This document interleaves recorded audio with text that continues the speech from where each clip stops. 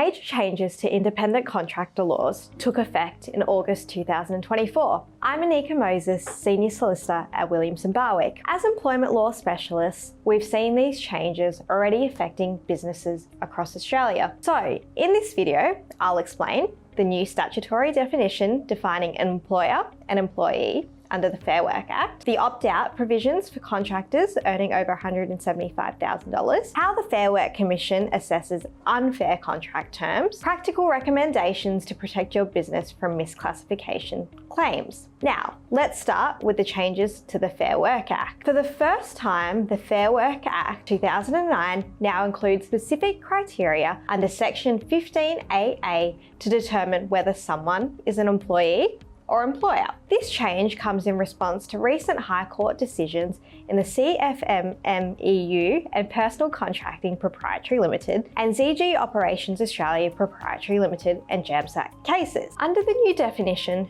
two key factors determine whether a worker is an employee rather than an independent contractor: the real, substance, practical, reality and true nature of the relationship, the totality of the relationship, so how the contract is performed in practice and the terms of the contract. This definition, effective from 26 August 2024, applies to both existing and new working relationship, and it's no longer enough to simply look at contract terms. Courts and tribunals will instead examine how the relationship actually operates in practice, particularly when this differs from the written agreement. This change has significant implications because workers classified as employees may gain access to unfair dismissal protection, national employment standards entitlements, and potential award coverage, including overtime and penalty rates. These changes, however, are specific to the Fair Work Act. The definition of employee remains unchanged for other critical areas of law,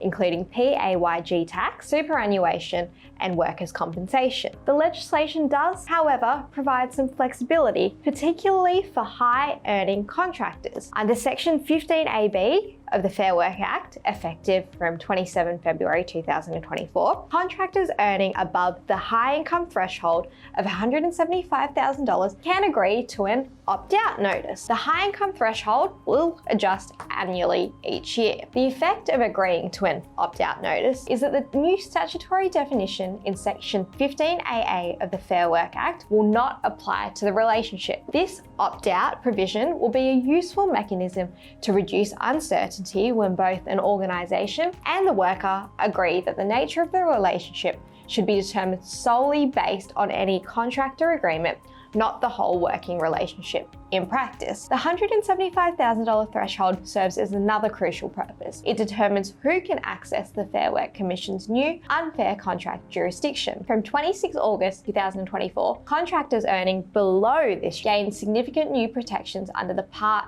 3A5 Division 3 of the Fair Work Act. These contractors can now challenge unfair terms in their agreements through the Fair Work Commission, a faster and more cost-effective option than the traditional legal channels. However, this only applies to contracts signed after 26 August 2024. When assessing unfairness, the Commission will consider bargaining power between parties, balance of rights and obligations, whether contract terms are reasonably necessary, if requirements are harsh, unjust or unreasonable, whether pay rates match equivalent employee remuneration, and any other relevant factors. Importantly, the Commission evaluates these factors based on how the contract operates in practice, not just at the time of the contract being made. This gives contractors powerful new rights to challenge unfair terms, backed by an accessible dispute resolution process. Given these significant changes, organisations must take specific steps to protect themselves. We recommend drafting contractor agreements with demonstrably fair terms, ensuring contractor payments match or exceed equivalent employee remuneration, involving contractors in negotiating their service agreement terms where appropriate. Another critical aspect of the legislative changes defining independent contractor arrangements is sham contracting. Sham contracting occurs when an employer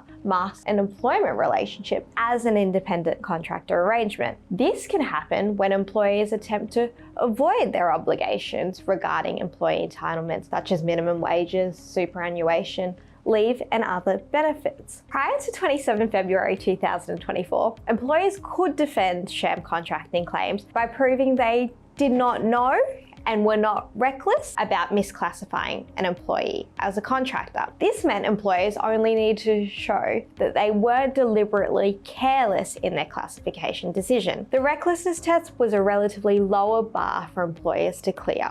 Even if they had incorrectly classified someone as a contractor, they could avoid penalties by demonstrating they hadn't been reckless in making that determination. This has now changed with the introduction of the stricter reasonableness test. Employers must now prove they had reasonable grounds to believe the worker was correctly classified as a contractor at the time of engagement. This higher standard makes it more challenging for employers to defend misclassification claims, and aggrieved individuals now have a stronger position when seeking court intervention to challenge their contractor status, establish their rights as employees, claim associated employment entitlements. So how does your organisation mitigate the risk of not complying with its legal obligations regarding the engagement and management of independent contractors? Firstly, it is important to ensure the workers are accurately characterised to mitigate risks related to mischaracterisation. As a quick guide for the purpose of Section 15AA of the Fair Work Act, here are some factors to remember. In relation to control, an employee is directed how, where and when they are to perform the work for which they have been hired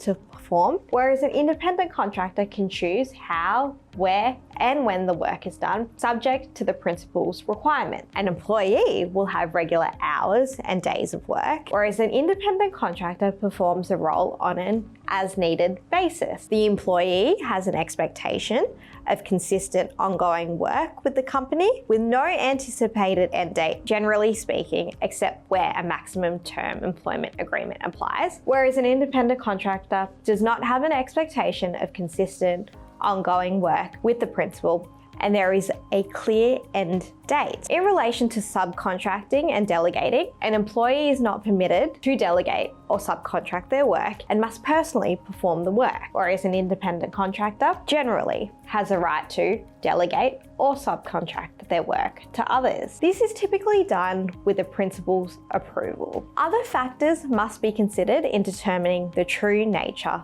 of the relationship. These factors: leave entitlements, the way the remuneration is assessed, the way tax is payable, superannuation, the provision of tools and equipment, and risk responsibility. Secondly, if your organisation engages independent contractors, we recommend that any standard contract templates for independent contractors be updated, reviewed periodically, and amended where necessary to mitigate the risk of exposure to mischaracterisation claims, unfair contract proceedings, and other disputes. A comprehensively drafted contract can significantly mitigate risks. Thirdly, where appropriate, we recommend negotiating with a worker regarding at least some of the terms of the independent contractor agreement, noting certain terms will be standard terms of business and non-negotiable. Records of negotiations should be retained. This may be helpful in demonstrating the relative bargaining power and legitimacy of the independent contractor relationship if challenged. Fourthly, given the importance placed on the real substance, practical reality, and true nature of the relationship under the new definition of employee in Section 15AA of the Fair Work Act, it is critically important that over time, genuine independent contractor engagements do not morph into employment relationships. And lastly, when engaging an independent contractor, consider the option of providing an opt-out notice if they are earning more than the contractor high income threshold. An opt-out notice will make it more difficult for an independent contractor to succeed subsequently in asserting they were mischaracterised. If you have any queries or concerns about your compliance with your contractor arrangements, I highly recommend you reach out to an employment lawyer to avoid potential consequences down the line.